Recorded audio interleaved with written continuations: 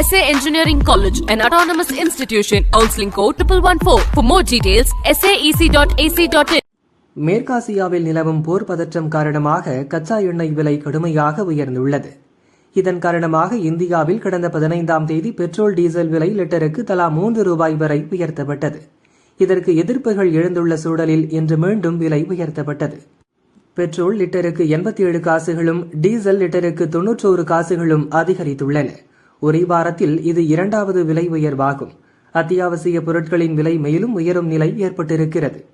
இச்சூழலில் பொருளாதாரத்தை தாக்கக்கூடிய புயல் இந்தியாவை நெருங்கிக் கொண்டிருக்கிறது என்று லோக்சபா எதிர்க்கட்சித் தலைவர் ராகுல் தெரிவித்துள்ளார். உத்தரப்பிரதேசம் ரேபரேலியில் பேசிய அவர், பிரதமர் மோடி நாட்டின் பொருளாதார கட்டமைப்பையே மாற்றிவிட்டார். ஒரு பொருளாதார புயல் நெருங்கிக் கொண்டிருக்கிறது. அதானி அம்பானிக்காக 12 ஆண்டுகளில் மோடி உருவாக்கிய கட்டமைப்பு இனி நிலைக்காது, அது விழப்போகிறது.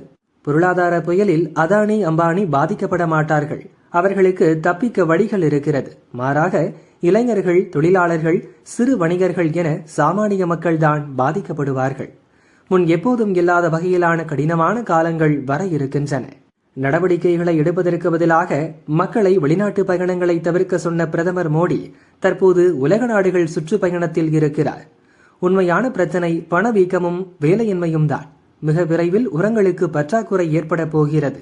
பொருளாதார புயலிலிருந்து இளைஞர்கள், ஏழைகள் மற்றும் சிறு தொழில் முனைவோரை பிரதமர் மோடி பாதுகாக்க வேண்டும் என்று ராகுல் வலியுறுத்தியுள்ளார்.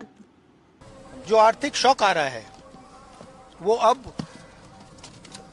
अदानी अंबानी को नहीं लगेगा, मोदी को नहीं लगेगा. अब उत्तर प्रदेश और देश के युवाओं को, किसानों को, मजदूरों को, छोटे बिजनेस वालों को लगने वाला है. और ऐसे लगने वाला है जो शायद बहुत सालों में नहीं हुआ है. तो बहुत बहुत कठिन समय आ रहा है. एक्शन लेने के बजाय नरेंद्र मोदी देश से कह रहे हैं कि फॉरेन ट्रिप पर मत जाओ, और नरेंद्र मोदी दुनिया का चक्कर काट रहे हैं. तो ये हालत है.